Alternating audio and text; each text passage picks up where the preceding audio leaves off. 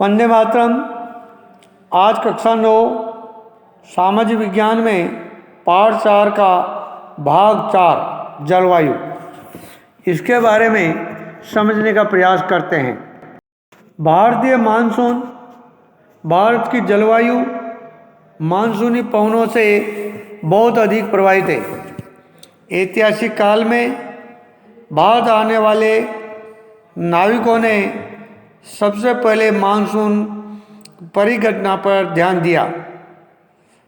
पवन तंत्र की दिशा उलट जाने के कारण उन्हें लाभ हुआ, क्योंकि उनके जहाज पवन के प्रवाह की दिशा पर निर्भर थे। अरबवासी जो व्यापारियों की तरह भारत आए थे, उन लोगों ने पवन तंत्र के इस मौसमी उत्क्रम को मानसून का नाम दिया। मानसून का प्रभाव उष्णकटिबंधीय क्षेत्रों में लगभग 20 डिग्री उत्तर एवं 20 डिग्री दक्षिण के बीच रहता है। मानसून की प्रक्रिया को समझने के लिए अपन निम्नलिखित तथ्यों पर ध्यान केंद्रित करेंगे। स्थल जल, स्थल तथा जल के गर्म एवं ठंडे होने की विभेद्री प्रक्रिया के कारण भारत के स्थल भाग पर निम्न दाब का क्षेत्र उत्पन्न होता है, जबकि इसके आसपास के समुद्रों के ऊपर उच्च दाब का क्षेत्र बनता है। ग्रीष्म ऋतु के दिनों में अंतः उष्णकटिबंधीय अभिसरण क्षेत्र की स्थिति गंगा के मैदान की ओर खिसक जाती है। ये विषुवतीय गर्त है जो प्राय विषुवत वृत्त से 5 डिग्री उत्तर में स्थित होता है। इसे मानसून ऋतु में मानसून गर्त के नाम से भी जाना जाता है। हिंद महासागर में मेड़ा घास करके पूर्व लगभग 20 डिग्री दक्षिणी अक्षांश के ऊपर उच्च दाब वाला क्षेत्र होता है। इस उच्च दाब वाले क्षेत्र की स्थिति एवं तीव्रता भारतीय मानसून को प्रभावित करती है। ग्रीष्म ऋतु में यानी गर्मी की ऋतु में तिब्बत का पठार बहुत अधिक गर्म हो जाता है, जिसके परिणामस्वरूप पठार के ऊपर समुद्र तल से लगभग 9 किलोमीटर की ऊंचाई पर तीव्र ऊर्ध्वाधर वायु धाराओं एवं उच्च दाब का निर्माण होता है। ग्रीष्म ऋतु में हिमालय के उत्तर पश्चिम जेठ धाराओं तथा भारतीय प्रायद्वीप के ऊपर उष्णकटिबंधीय पूर्व जेठ धाराओं का प्रभाव होता है। इसके अतिरिक्त दक्षिणी महासागरों के ऊपर दाब की अवस्थाओं में परिवर्तन भी मानसून को प्रभावित करता है। सामान्यतः जब दक्षिण प्रशांत महासागर के उष्णकटिबंधीय पूर्वी भाग में उच्च दाब होता है, तब हिंद महासागर के उष्णकटिबंधीय पूर्व भाग में निम्न दाब होता है। लेकिन कुछ विशेष वर्षों में वायु दाब की स्थिति विपरीत हो जाती है तथा पूर्वी प्रशांत महासागर के ऊपर हिंद महासागर की तुलना में निम्न दाब का क्षेत्र बन जाता है। दाब की अवस्था में इस नियतकालिक परिवर्तन को दक्षिणी दोलन के नाम से जाना जाता है। डार्विन उत्तरी ऑस्ट्रेलिया हिंद महासागर 12 डिग्री 30 मिनट दक्षिण और 131 डिग्री पूर्व तथा ताहिती प्रशांत महासागर 18 डिग्री दक्षिण 149 डिग्री पश्चिम के दाब के अंतर की गणना मानसून की तीव्रता के पूर्वानुमान के लिए की जाती है। अगर दाब का अंतर ऋणात्मक है तो इसका अर्थ होगा औसत से कम तथा विलंब से आने वाला मानसून। एल नीनो दक्षिणी दोलन से जुड़ा हुआ एक लक्षण है। यह एक गर्म समुद्री जलधारा है जो पीरू की ठंडी धारा के स्थान पर प्रत्येक 2 या 3 वर्ष के अंतराल में पेरू तट से होकर गुजरती है। दाब की अवस्था में परिवर्तन का संबंध एल नीनो से है। इसलिए इस परिघटना को यंसो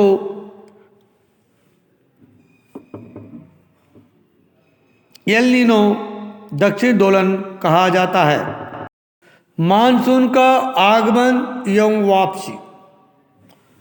व्यापारिक पवनों के विपरीत मानसूनी पवने नियमित नहीं है, लेकिन यह स्पंदमान प्रकृति की होती है। उष्णकटिबंधीय समुद्र के ऊपर प्रवाह के दौरान ये विभिन्न वायुमंडलीय अवस्थाओं से प्रभावित होता है। मानसून का समय जून के आरंभ से लेकर मध्य सितंबर तक 100 से 120 दिनों के बीच होता है। इसके आगमन के समय सामान्य वर्षा में अचानक वृद्धि हो जाती है तथा लगातार कई दिनों तक ये जारी रहती है। इसे मानसून विस्फोट या फटना कहते हैं तथा इसे मानसून पूर्व बौछारों से पृथक किया जा सकता है। सामान्यतः जून के प्रथम सप्ताह में मानसून भारतीय प्रायद्वीप के दक्षिण छोर में प्रवेश करता है। इसके बाद यह 2 भागों में बढ़ जाता है, अरब सागर शाखा एवं बंगाल की शाखा। अरब सागर शाखा लगभग 10 दिन बाद 10 जून के आसपास मुंबई पहुंचती है। ये एक तीव्र प्रगति है। बंगाल की खाड़ी शाखा भी तीव्रता से आगे की ओर बढ़ती है तथा जून के प्रथम सप्ताह में असम पहुंच जाती है। ऊंचे पर्वतों के कारण मानसून पवने पश्चिम में गंगा के मैदान की ओर मुड़ जाती है और मध्य जून तक अरब सागर शाखा सौराष्ट्र कच्छ देश के मध्य भागों में पहुंच जाती है। अरब सागर शाखा एवं बंगाल की खाड़ी शाखा दोनों गंगा के मैदान के उत्तर पश्चिम भाग में आपस में मिल जाती है। दिल्ली में सामान्यतः मानसूनी वर्षा बंगाली खाड़ी से जून के अंतिम सप्ताह में होती है। जुलाई के प्रथम सप्ताह तक मानसूनी पश्चिम उत्तर प्रदेश, पंजाब, हरियाणा, पूर्वी राजस्थान में पहुंच जाता है। मध्य जुलाई तक मानसून हिमाचल प्रदेश देश के शेष हिस्सों में पहुंच जाता है। मानसून की वापसी अपेक्षाकृत एक क्रमिक प्रक्रिया है जो भारत के उत्तर पश्चिम राज्यों से सितंबर में प्रारंभ हो जाती है और मध्य अक्टूबर तक मानसून प्रायद्वीप के उत्तरी भाग में पूरी तरह पीछे हट जाता है। प्रायद्वीप के दक्षिणी आधे भाग में वापसी गति तीव्र होती है। दिसंबर के प्रारंभ तक देश के भागों में मानसून वापस हो जाती है।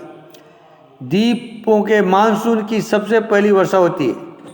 ये क्रमशः दक्षिण से उत्तर की ओर अप्रैल के अंतिम सप्ताह से लेकर मई के प्रथम सप्ताह तक होती है। मानसून की वापसी भी क्रमशः दिसंबर के प्रथम सप्ताह में से जनवरी के प्रथम सप्ताह तक उत्तर से दक्षिण की ओर होती है। इस समय देश का शेष भाग शीत ऋतु के प्रभाव में होते हैं।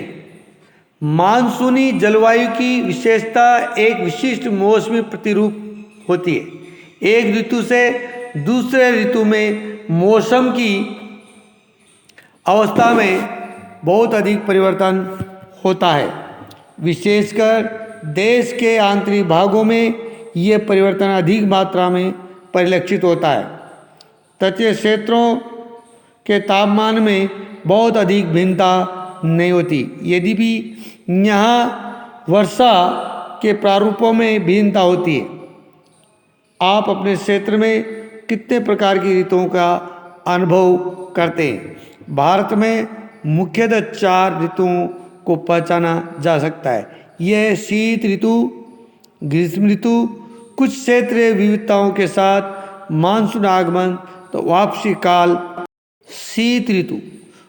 उत्तरी भारत में शीत ऋतु मध्य नवंबर से आरंभ होकर फरवरी तक रहती है।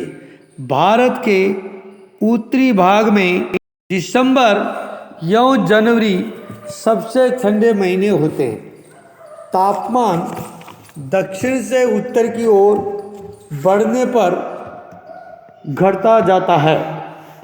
पूर्वी तट पर चेन्नई का औसत तापमान 24 डिग्री सेल्सियस से 25 डिग्री सेल्सियस के बीच होता है, जबकि उत्तरी मैदान में यह 10 डिग्री सेल्सियस से 15 डिग्री सेल्सियस के बीच होता है।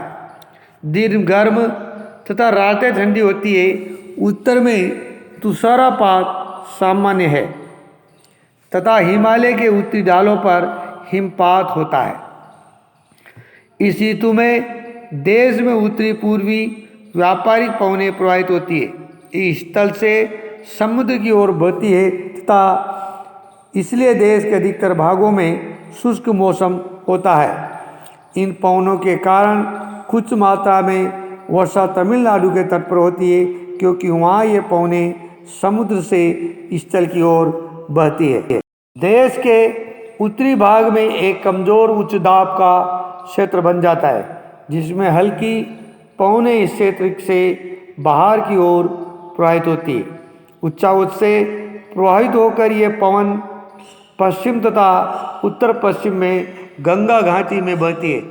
सामान्यतः इस मौसम में आसमान साफ, तापमान तथा आर्द्रता कम एवं पवनें शिथिल तथा परिवर्तन होती है। शीत ऋतु में उत्तरी मैदानों में पश्चिम एवं उत्तर पश्चिम से चक्रवाती विक्षोभ का अंतर्वाह विशेष लक्षण है। ये कम दाब वाली प्रणाली भूमध्य सागर एवं पश्चिमी एशिया के ऊपर उत्पन्न होती है तथा पश्चिम पवनों के साथ भारत में प्रवेश करती है। इसके कारण शीतकाल में मैदानों में वर्षा होती है तथा पर्वतों पर हिमपात, जिसकी उस समय बहुत अधिक आवश्यकता होती है। यद्यपि शीतकाल में वर्षा, जिसे स्थानीय तौर पर महावर कहा जाता है, की कुल मात्रा कम होती है, लेकिन ये रबी फसलों के लिए बहुत ही महत्वपूर्ण होती है। प्रायद्वीपीय भागों में शीत ऋतु स्पष्ट नहीं होती। समुद्री पवनों के प्रभाव के कारण शीत ऋतु में भी यहाँ तापमान के प्रारूप में न के बराबर परिवर्तन होता है। ग्रीष्म ऋतु सूर्य के उत्तर की ओर आभासी गति के कारण भूमंडलीय ताप पट्टी उत्तर की तरफ खिसक जाती है। मार्च से मई तक भारत में ग्रीष्म ऋतु होती है। ताप पट्टी के स्थानांतर के प्रभाव का पता विभिन्न अक्षांशों पर मार्च से मई के दौरान रिकॉर्ड किए गए तापमान को देखकर लगाया जा सकता है। मार्च में दक्कन के पठार का उच्च तापमान लगभग 38 डिग्री सेल्सियस होता है। अप्रैल के मध्य में प्रदेश एवं गुजरात का तापमान लगभग 42 डिग्री सेल्सियस होता है। मई में देश के उत्तर पश्चिम भागों का तापमान सामान्यतः 45 डिग्री सेल्सियस होता है। प्रायद्वीपीय भारत में समुद्री प्रभाव के कारण तापमान कम होता है। देश के उत्तरी भाग में ग्रीष्म ऋतु में तापमान में वृद्धि होती है तथा वायुदाब में कमी आती है। मई के अंत में उत्तर पश्चिम में थार के रेगिस्तान से लेकर पूर्व एवं दक्षिण पूर्व में पटना तथा छोटा नागपुर पठार तक एक कम दाब का लंबवत क्षेत्र उत्पन्न होता है। पवन का परिसंचरण इस गर्त के चारों ओर प्रारंभ होता है। लू ग्रीष्मकाल का एक प्रभावी लक्षण है।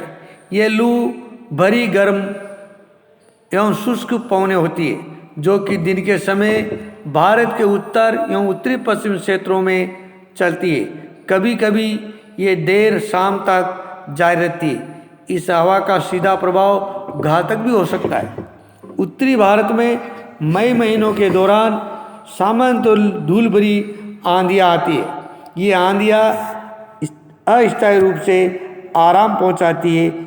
ये तापमान को कम कर देती है तथा अपने साथ ठंडे समीर एवं हल्की वर्षा लाती है। इस मौसम में कभी कभी तीव्र हवाओं के साथ गरज वाली मूसलाधार वर्षा भी होती है।